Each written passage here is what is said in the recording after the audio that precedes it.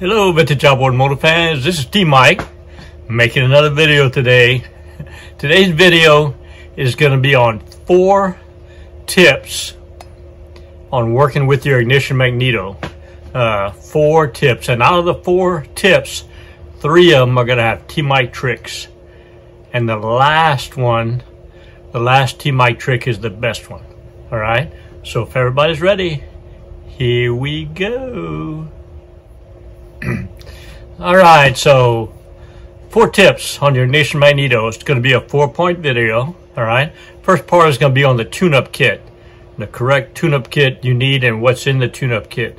Second part is going to be on the coil alignment, on putting your coils on the plate. Third part is going to be how to clean the points. I'm going to show you how to clean the points. And the fourth one is going to be the T-Mike trick, special T-Mike trick that you need to know. So the ignition magneto, rebuilding, setting the points, it's a huge thing. It's a big thing. That and the carburetor are the 2 biggest things. So I get a lot of calls, and I have some T-Mike tricks that have helped a lot of people out there. Something that's not in manuals, something that, you know, I haven't covered in my videos, so I'm going to do it right now. These are the 4 tips for doing your ignition magneto work. All right? So if everybody's ready, here we go. Okay, tip number 1, the tune-up kit that you need to use. I'll sell them in my eBay store. It's a Sierra 18-5006. It's got everything you need to have to do the rebuild inside. I'm gonna take you over with some better lighting and take it apart and show you what's in it and where they go. All right, so here we go. Okay, here's the tune-up kit, 18-5006. You have a set of points in it. It's got the base and the adjustment part. It's also got a wick to change out. All right, so you get 2 sets of points. You get 2 condensers. Here is supposed to be something for cleaning the points. It doesn't work for me. I use 1000 grit. I don't use that. And you get 2 little kits in here. This grease, I get a lot of questions about that. I use this grease on the inside ring of the magneto so that it'll spin freely.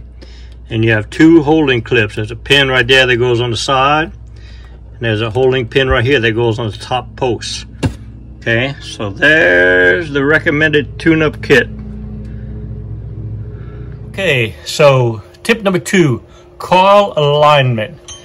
So when you if you're going to replace your coils, when you place the coils on here, they sit on the bottom base, and the armature, the front of the armature here, and that base need to be even, because the flywheel spins around it, and if they're stuck out too far, they'll rub against the flywheel. If they're stuck out too far back, you want too much of a space in between the flywheel and you won't get sparks. So they have to be aligned.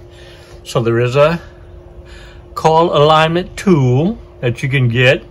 It is part number 317001, and you buy it and you place it over the top of the coil and push it down, and then when you screw down the 4 screws, you push out on it where it forces it to be flush.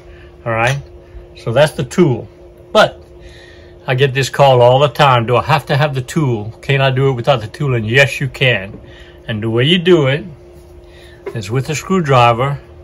You screw down the 2 screws, and you take a screwdriver and you run it across the edge here between the base and the coil. Okay, base and the coil, and it should be flush. All right, it should be flush. You shouldn't be able to feel the coil or the base when you run it up and down. So that's the T-Mike trick. Use a screwdriver. You don't need the coil tool unless you want it. I do so many of them that the tool is handy, but you can use a screwdriver. All right, so part 3 is cleaning the points. So I have a mag plate here with just a set of points on it only. All right, so the way I do it, I don't spray anything on it.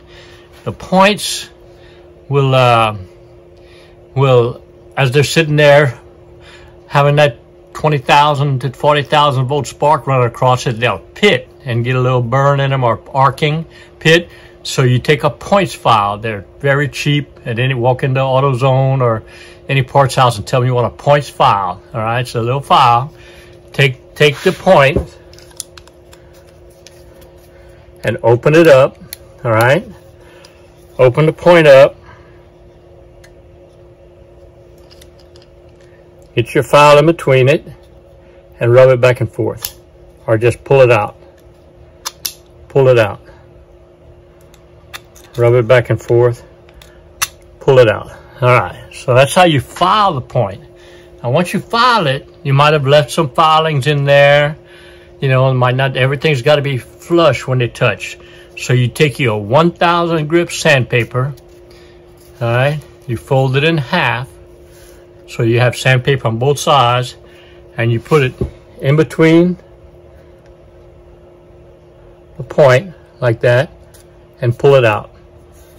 Put it in between the point and pull it out. I'll do that 3 or 4 times, and it cleans. It doesn't file, but it pulls all the filings or anything that would be on it off. Just put it in there and pull it out. So if you're having trouble with your spark and the video says clean your points, that's how you clean the points. Use a file and 1000 grip sandpaper. Now, the T-mic trick. This has happened so often, and I've told so many people, and I think it's helped them. When these points come in from the factory, in the kit, they must put some kind of a little spray or something on them, because if you measure across here with the points closed, and you take a voltmeter and you measure for ohmage across, you should see 1 ohm or less. Sometimes I'll see 25 ohms, and it's varying. And I just take this 1000 grit and clean that point a few times, and it's good. So the T-mic trick I'm telling you is, even though they're brand new points, clean them with grit when you put them in. I just automatically now, when I change the points, I clean them. New points need to be cleaned. It'll save you a lot of trouble. That's your T-mic trick. All right. So the last T-mic trick or tip I'm going to give you is going to be on when you can't adjust the points. This happens a lot. When you can't adjust the point, you get on the oval nut and you try to adjust them, and you can't make them touch. You can't make the two touch. It's out of range from. If you see it, you see it's moving. It's moving this piece closer and further from the base. I get all kind of calls from people that say it doesn't matter how much I adjust it, I can't get them to close. Believe it or not, the T-mic trick is to take a pair of pliers and get on that base right here, all right, and bend it in. Bend it inward, so that when you rotate the adjustment screw, it'll push far enough to close. I can't tell you, maybe, I don't know, 2 or 3 out of 10 points that I change, I can't get them to close, so I have to adjust that base. All right, so that's the last tip. Right, so let's review in summary. Tip number 1, I'll tell you what tune-up kit to get, 18-5006, and I sell them in my store. Tip 2 was the coil alignment, ring, but you can use a screwdriver to make it flush. All right. Third tip was how to clean the points file, and 1000 grip sandpaper. All right, and the T-mic trick was clean your brand new points. It'll save you a lot of trouble. And the fourth one was, when you can't get the points to close, take a pair of needle nose and bend the points in to get enough range to be able to close them. All right. So I hope those tips helped you. I passed those tips on to a lot of people over the last few years, and maybe watching this video will help you out there.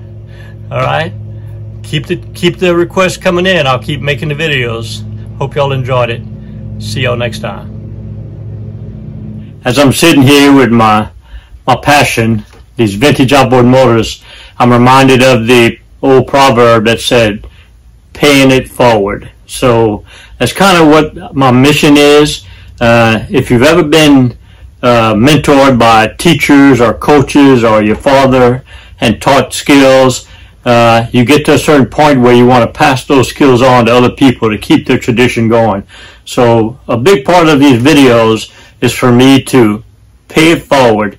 If I can just help one person out there to restore their vintage motor that belonged to their grandfather, I call them legacy motors. If I can help just one person, and I've helped several, restore that motor, my mission is a success. So just always remember and never forget, here at T. Mike's Vintage Outboards, we're doing it one motor at a time.